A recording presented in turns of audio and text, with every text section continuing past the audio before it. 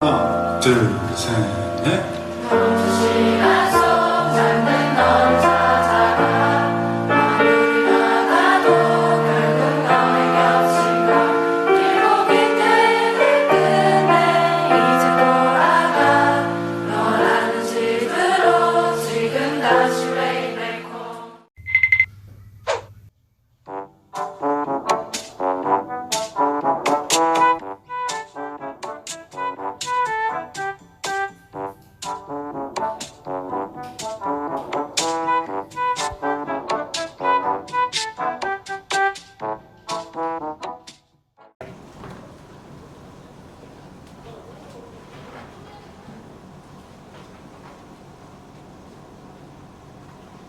Selamat siang. Siang, Pak. Apa kabar hari ini? Baik. Baik, kalau seperti itu, ketua kelas silakan memimpin doa. Bersiap. Berdoa mulai. Selesai. Memberi salam.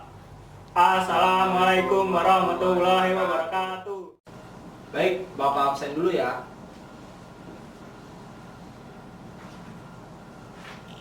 Fuad Abdallah, Pramudia Jaya Saputra. Alhamdulillah hadir semua. Baik, kalau begitu kita akan mulai mata pelajaran hari ini tentang sistem imunitas pada makhluk hidup. Baik anak-anak, buka buku halaman 309. Oke, Pak.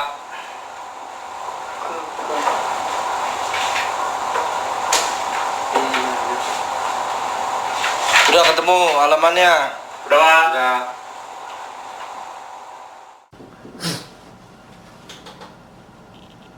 Sebelumnya, apa saudara yang tahu apakah itu sistem imun dan apa aja yang bakal dibahas dalam sistem imun ini? Yang tahu boleh acungkan tangannya. Saya, Pak. Ya, silakan. Macam-macam sistem pertahanan tubuh. Sistem pertahanan tubuh merupakan gabungan sel, molekul, dan jaringan berperan dalam resistensi terhadap bahan atau zat yang termasuk dalam tubuh. Reaksi yang dikoordinasikan sel-sel dan molekul-molekul terhadap benda asing yang masuk ke dalam tubuh disebut respon imun. Terima kasih Fuad atas jawabannya. Ya, sistem imun ini sangat diperlukan untuk keseimbangan tubuh. Karena kenapa? Di setiap lingkungan banyak sekali virus dan bakteri yang bakal merasuki kita. Maksudnya merasuki adalah dia bakal mengintai kita di saat kita lengah dan di saat kita sedang memiliki imun yang kurang baik. Nah, maka dari itu sistem imun harus kita pelajari dengan baik. Sistem imun terdiri dari dua sifat pertahanan. Apa ada yang tahu? Ya, silakan, Bang. Saya, Pak. Ya, silakan. Ada dua pertahanan, Pak. Yang pertama pertahanan non spesifik, yang kedua pertahanan spesifik. Udah itu aja. Ya, pertahanan non spesifik dibagi lagi menjadi beberapa. Nah, yang pertama ada pertahanan fisik. Apa itu pertahanan fisik? Pertahanan fisik adalah kulit atau membran mukosa yang melapisi seperti sistem pencernaan, sistem pernafasan. Tentunya mereka butuh dilindungi dengan kulit. Ya. Contoh selanjutnya adalah air mata. Nah, anak-anak pasti pernah mengeluarkan air mata. Ayo, ngaku siapa yang pernah nangis. Nah, jadi peran air mata sendiri adalah untuk mengeluarkan atau membasmi bakteri dan virus yang sudah masuk ke mata kita, lalu dikeluarkan dengan air mata. Seperti itu kira. Ya, selanjutnya ada pertahanan seluler. Pertahanan seluler itu sangat berperan sekali pada mekanisme fagositosis. Nah, mungkin anak-anak sekalian ada yang tahu apa sih fagositosis itu? Yuk, angkat tangannya yang berani siapa? Ayo. Saya, Pak. Contohnya terjadi pada sel yang ada di gambar, yaitu patogen tertelan akan ada terjadinya proses endositosis, lalu membentuk vesikel yang berisi patogen tersebutkan. Nah, ini kita sebut sebagai fagosom. Tentu si fagosom ini berisi patogen. yang harus dihancurkan. Sehingga lisosom yang berada di dalam sel yang berfungsi sebagai pencernaan intraseluler bergabung dengan lisosom yang membentuk fagolisosom. Fagolisosom ini nantinya akan mencerna patogen tersebut. Akhirnya dikeluarkan dengan cara eksositosis. Udah, Pak? Ya, pintar sekali anak orang. Alright, lanjut ke respon yang dirangsang. Nah, respon peradangan dimulai dari apa, atau misalnya dibilang ada suatu benda yang menusuk bagian organ kulit kita. Nah, itu akan terinfeksi. Di situ akan terasa sakit. Lalu di situ terjadilah respon peradangan sebagai berikut. Saya Pak, Ya, silakan.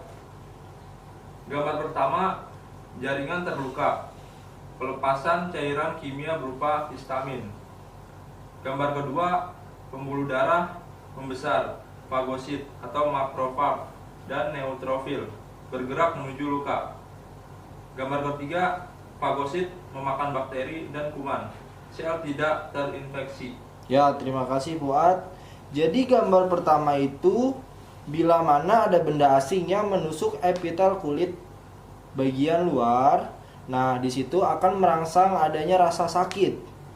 Gambar kedua, pembuluh darah membesar.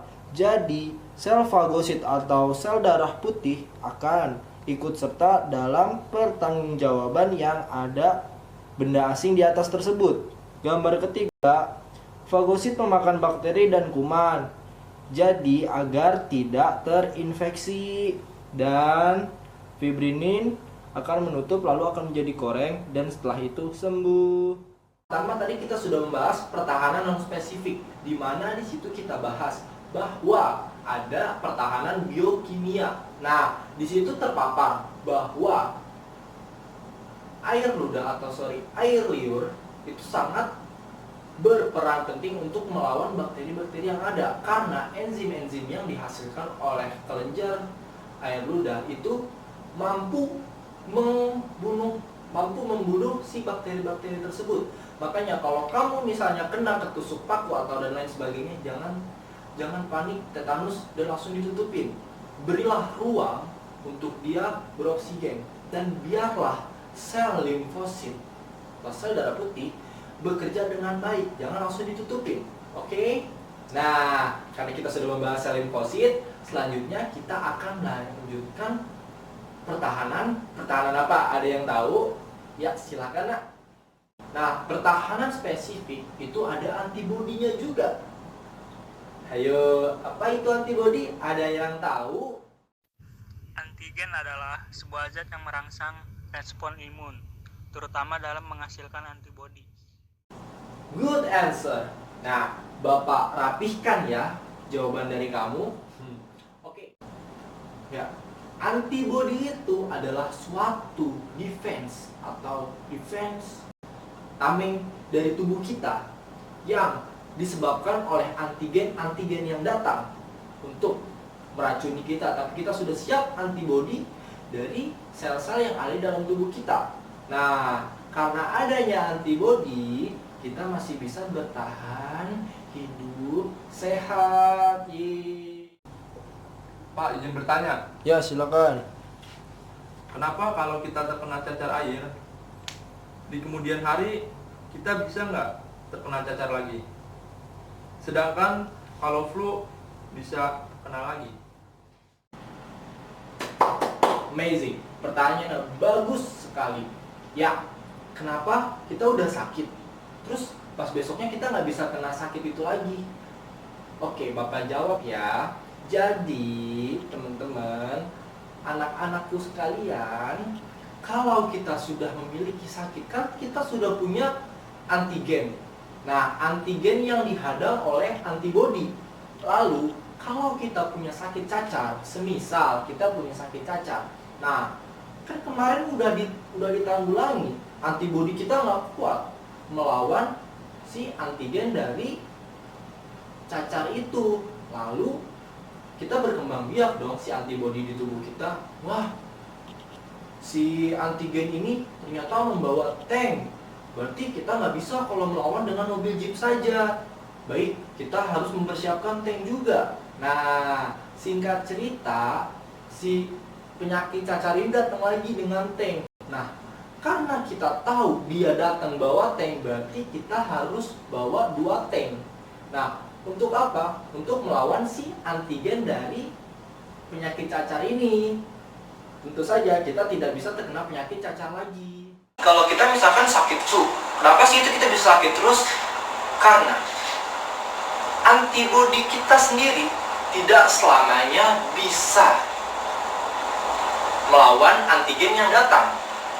Semisal kamu sudah pernah terkena flu, lalu kamu didatangi lagi sama antigen si flu, ya.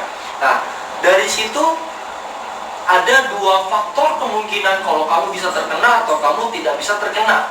Faktor kamu bisa terkena, kamu lagi sakit atau sistem imun kamu lagi melemah, kamu lagi stres, kamu lagi butuh bed rest, tapi kamu harus terus kerja. Nah, di situ organ tubuh dari antibodi yang ada di tubuh pasti capek. Nah, untuk membuat kita fit aja susah, apalagi melawan antigen. Nah, disitulah kamu bisa kena lagi penyakit flu. Ya, terima kasih Pak. Saya mau nanya, Ya, kolonisasi itu apa ya Pak? Baik Fuad, pertanyaan yang bagus sekali. Koloni, apa sih koloni? Koloni itu seperti semacam kita berkubu-kubu. Maksudnya berkubu-kubu, kita membuat suatu ekosistem atau bisa dibilang kita membuat suatu pergaulan. Nah, di situ banyak anggotanya, bergeng-geng. Jadi semakin banyak bakteri yang ada di badan kita, seperti itu Fuad. Terjawab? Makasih Pak. Wow, waktu sudah menunjukkan kita harus istirahat anak-anak. Betul Pak, jam istirahat udah bunyi. Baik, karena masih ada sub materi yang harus kita selesaikan, nanti akan kita lanjutkan di pertemuan selanjutnya. Hari apa anak-anak? Ya, betul sekali. Kok mukanya pada sedih sih? Tenang, masih ada hari esok. Tuntutlah ilmu sampai negeri Cina. Walaupun lagi corona, jangan bermalas-malasan untuk belajar sistem imun. Hehehe. Baik. Mohon maaf bila Bapak ada salah kata dan ada salah tindakan untuk mengajar pada hari ini. Kurang lebihnya mohon dimaafkan. Ikan hiu melambai-lambai. See you, bye-bye. Wassalamualaikum warahmatullahi wabarakatuh. Waalaikumsalam warahmatullahi wabarakatuh.